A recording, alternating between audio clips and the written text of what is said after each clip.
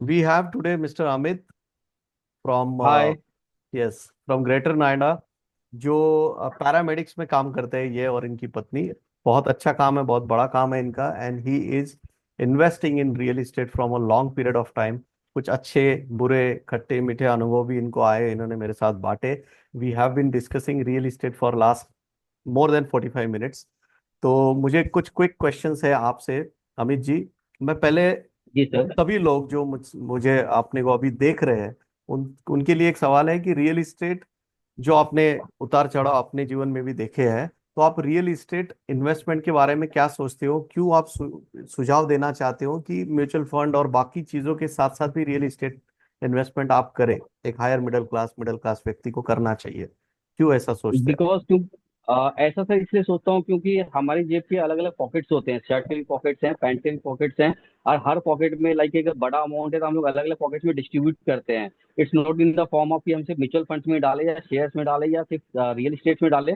हर pockets में छोटा छोटा पार्ट जाना जरूरी है। गोल्ड में भी जाना जरूरी हम्म। है, म्यूचुअल फंड्स में भी जाना जरूरी है, हेल्थ इंश्योरेंस में भी जाना जरूरी है, टर्म में भी जाना जरूरी है। तो वैसा ही एक पार्ट एक रियल एस्टेट का भी पार्ट होता है जो आप ग्रोइंग के हिसाब से अगर लैंड परचेज है तो उसकी आपको जो रिटर्न है वो थोड़ा अच्छा मिल जाता है कंपेयर टू फ्लैट के उसमें। तो रियल एस्टेट के उसमें जरूर जाना चाहिए लोगों को, एक छोटा सा पार्ट तो उसमें कंट्रीब्यूट करना ही चाहिए। तो मेरा ये थॉट प्रोसेस है पर्सनली।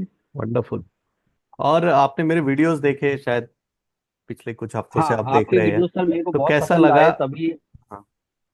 हाँ, आज मैंने आपके जो वीडियोस हैं वो काफी लंबे समय से देख रहा हूँ, लगभग 10 to 15 डेज से ऑन रेगुलर बेसिस पूरा नैना के सीन को पूरा से समझा। और समझने के बाद फिर मैंने आपको बहुत मुश्किल से खोजा आपके नंबर को। और फिर खोजने का फिर मैंने आपसे व्हाट्सअप किया।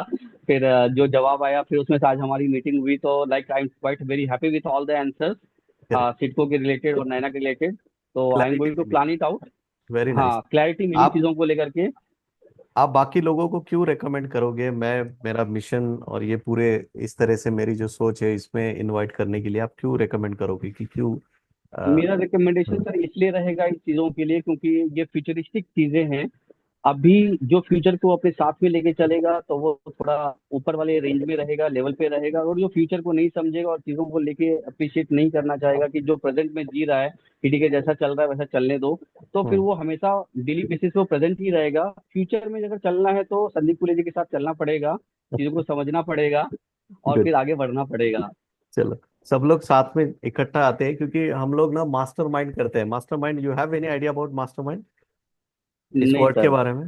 मास्टरमाइंड में हाँ हाँ। वन वे ट्रैफिक नहीं होता है, जैसे लेक्चर में किसी हम्म ट्रेनर की तरफ से होता है कि एक बंदा सिखा रहा है बाकी सीख रहे हैं। मास्टरमाइंड उसे कहते हम्म हैं कि सब लोग एक रूम में हैं और सब लोग हाँ। इकट्ठा कुछ सोच रहे हैं एक ही दिशा में, तो उसको कहते हैं मास्टरमाइंड। यस। तो मास्टरमाइंड में मैं बिलीव करता हूँ, इसलिए आज भी आपसे मैं काफी चीजें सीखा हूँ। और आप तो सीखे ही है, बहुत सी हम्म अपॉर्चुनिटीज मैंने शेयर की। तो मैं चाहता हूँ कि आप भी ऐसे ही मास्टरमाइंड से जुड़े रहे। And thanks for all those words. Thank you for being here. Thank you Amit ji thank you once so again। Much sir. हाँ।